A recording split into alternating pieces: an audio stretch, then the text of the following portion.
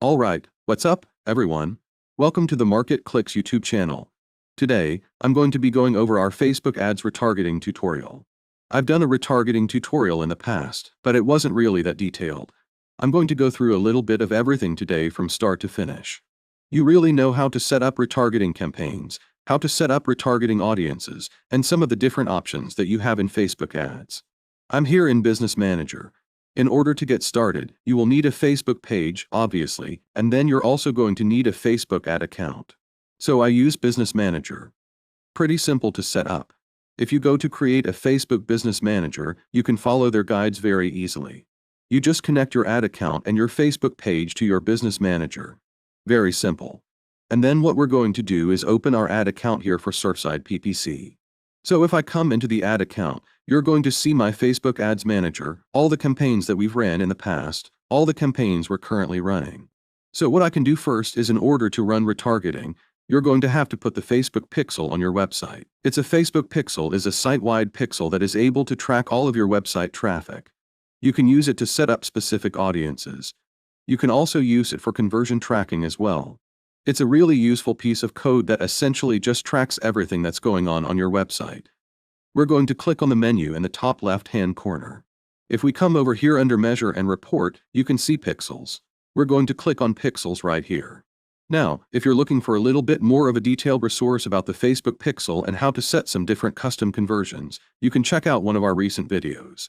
I'll put it in the video description. It's Install Your Facebook Pixel and Create Custom Conversions with Facebook Ads.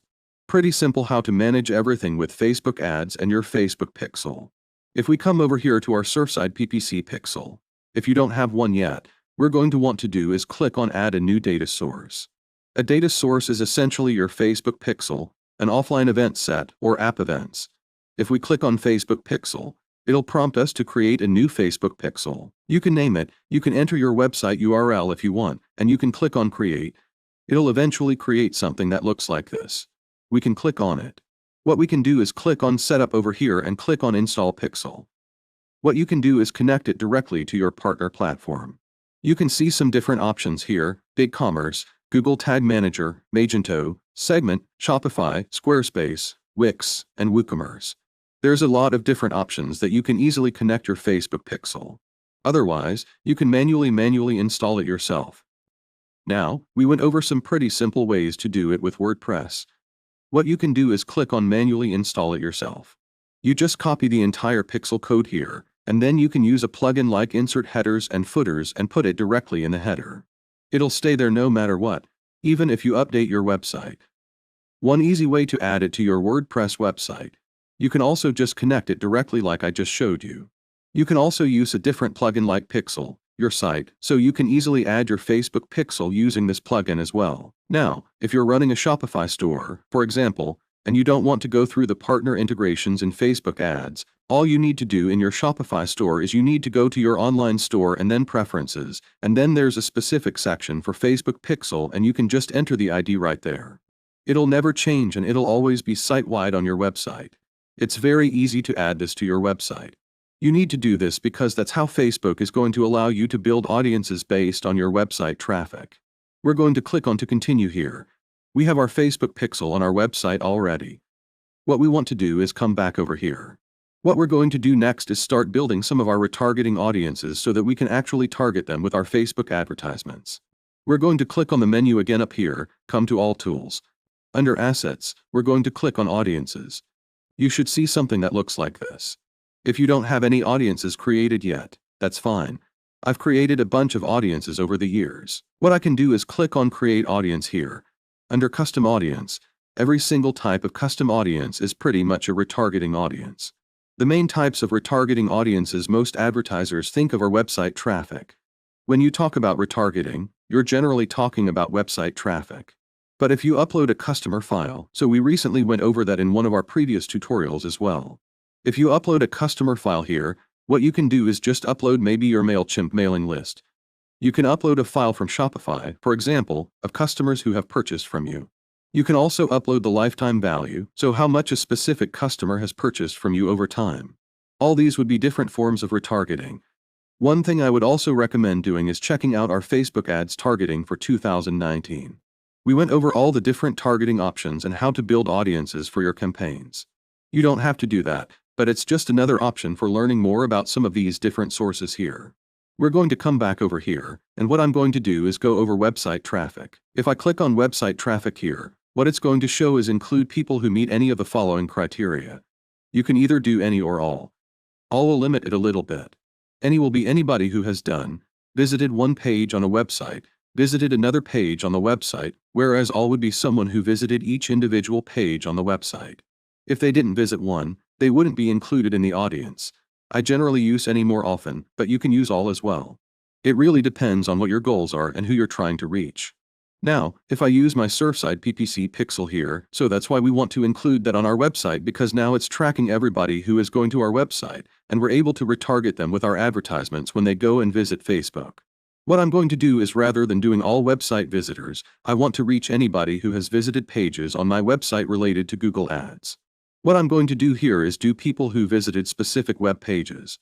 Some other options here is you can also do any of the events that you have. I've gone over this a little bit in the past, but any event, for example, if you are using an e-commerce on this website, some events would include things like add to cart.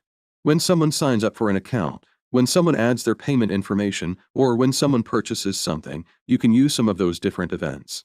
You can set up events as conversions, so I can do someone for my events from a custom conversion.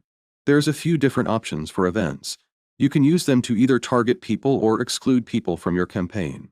What I want to do is include people who meet any of the following criteria, and I'm going to do people who visited specific web pages. I want to target people who have visited the pages on my website related to Google Ads. To give us some examples of this, the first one is going to be just our Google Ads course here. It's surfside.com/Google Ad. If we scroll down, you can see we have a bunch of videos here. Then as you scroll down, we link to some of the different articles on our website so people can really learn Google Ads with ease. This is one page here that I want to make sure I include. I'm going to take this URL, and all I'm going to do is include Google Ads. I'm going to copy that. We're going to come back over here. I'm going to do URL contains Google Ads. It's that simple, just like that. You don't even need to include the backslashes. What I'm going to do over here is open another page. I have a lot of content on my website about the Google Keyword Planner. Anybody who's using the Google Keyword Planner is generally somewhat interested in Google Ads. Now, they at least have to have a Google Ads account.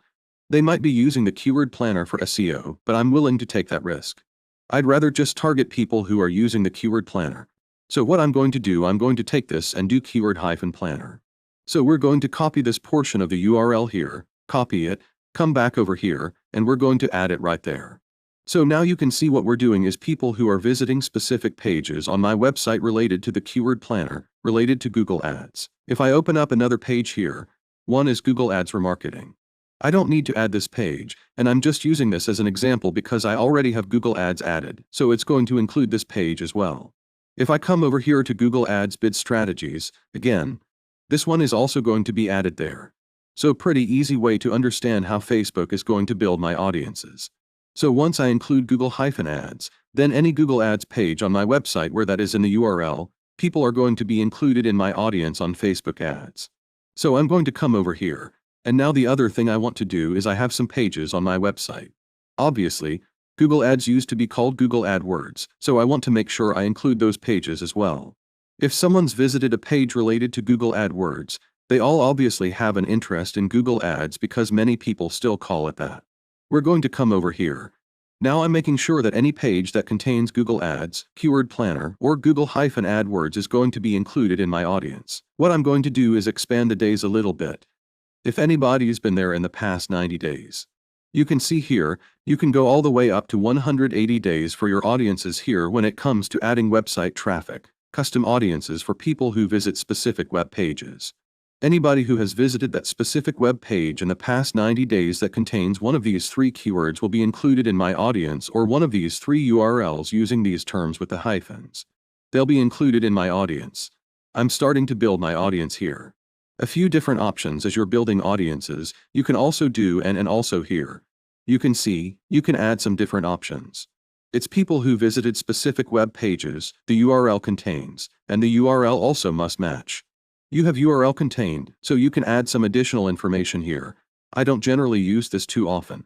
I'll just put it all right in this first one. You can do further refine by. If I click that, I can do frequency. If I do frequency is greater than or equal to 2.